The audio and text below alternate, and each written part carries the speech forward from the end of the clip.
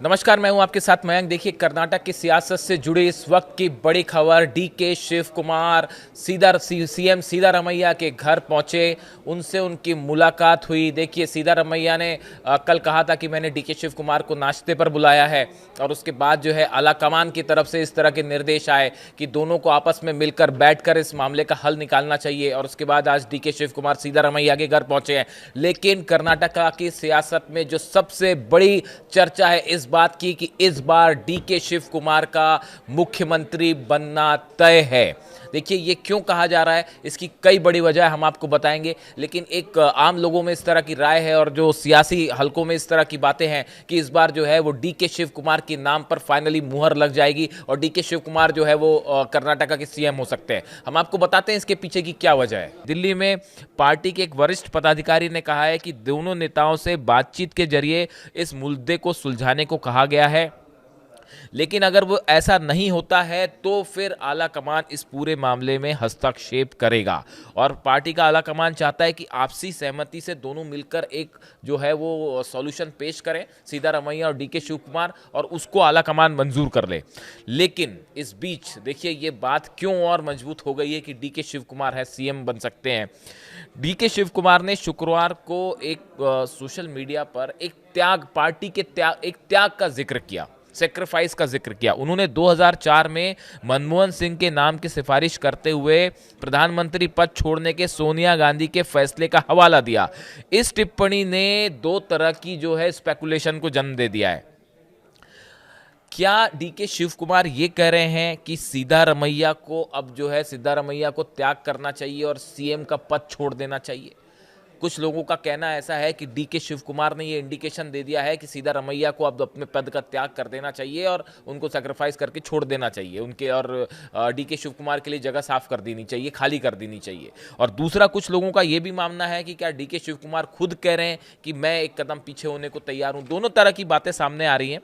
लेकिन देखिए, इस पूरे मामले को लेकर अभी जो पूर्व मुख्यमंत्री और केंद्रीय मंत्री वीरप्पा मोइली हैं, इन्होंने इस पूरे मामले को लेकर जो है अपना बयान दिया है, और उन्होंने कहा है कि ये जो दोनों नेताओं के बीच में रस्साकशी चल रही है, इससे पार्टी का खासा नुकसान होगा, और इससे जो है पार्टी की शर्मिंदगी वाली स्थिति आ रही है, और दूसरे राज्यों में भी जहां कांग्रेस की सरकार है वहां पर भी इसका असर पड़ेगा। इसलिए जल्दी इसका हल निकाला जाना चाहिए। इस बीच में कई बड़े संत हैं, कई बड़े धर्मगुरु हैं जो डीके शिव कुमार के साथ आके खड़े हो गए। देखिए, इन्होंने जो है, जैसे निर्मलानंद स्वामी जी हैं, उन्होंने डीके शिव कुमार से मिलने के बाद जो है उनको एक प्रकार का समर्थन दिया। एक अन्य प्रमुख वोकालिग्गा संघ है, ब्रह्मेश्वर मठ के प्रमुख गुरुगुंडा नजवद्दू था स्वामी, इन्होंने भी जो है मुलाकात की और सार्वजनिक रूप से मुख्यमंत्री पद के लिए उनका समर्थन किया है। तो कई सारे ऐसे धर्मगुरु हैं, रिलीजियस लीडर्स हैं जो कि इस पूरे मामले में सिद्धारमैया के खिलाफ दिखाई दे रहे हैं, और वो डीके शिव कुमार के साथ आके खड़े हो गए। अब देखिए, इस पूरे मामले में ऐसा क्यों कहा जा रहा है कि डीके शिव कुमार ने बाजी मार ली है ऑलरेडी? देखिए, कर्नाटक विधानसभा में कुछ 224 सीटें हैं, 224 सीट्स हैं। किसी भी पार्टी को सरकार बनाने के लिए 113 सीटें चाहिए। 2023 के विधानसभा चुनाव में कांग्रेस को 135 सीटें मिली थी, बीजेपी जो है उसको 66 सीटें मिली थी, वहीं जनता दल सेक्युलर के खाते में 19 सीटें गई। यदि बीजेपी और जेडीएस की सीटों को जोड़ दिया जाए तो कुल मिलाकर 85 सीटें होंगी। इसका मतलब बहुमत के लिए 28 सीटें और चाहिए होंगी। 113 के लिए अगर जेडीएस को मिला दिया जाए, बीजेपी को मिला दिया जाए, तो मिलाने के बाद भी 28 सीटें कम मिल रही हैं। इस सूरत में ये कयास लग रहे हैं कि अगर डीके शिव कुमार 30 विधायकों को तोड़कर अपने साथ बीजेपी और जेडीएस के साथ आ जाते हैं, तो बीजेपी, जेडीएस और डीके शिव कुमार मिलकर सरकार बना सकते हैं। इस तरह की भी जो है स्पेकुलेशन चलने लगे हैं।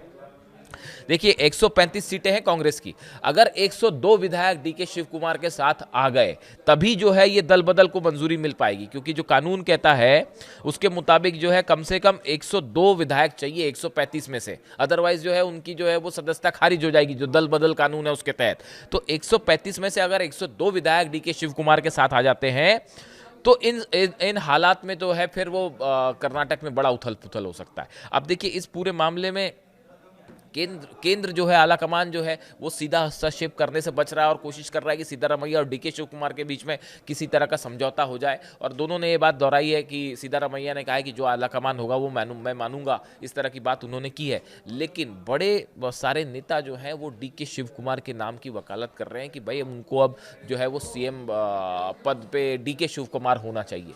इस सूरत हाल में अगले चंद घंटे कर्नाटक की सियासत में बेहद अहम है, जिसमें यह तय हो सकता है कि क्या डीके शिव कुमार ही अगले मुख्यमंत्री बनने जा रहे हैं। इससे जुड़ा जो भी अपडेट होगा आप तक पहुंचाएंगे।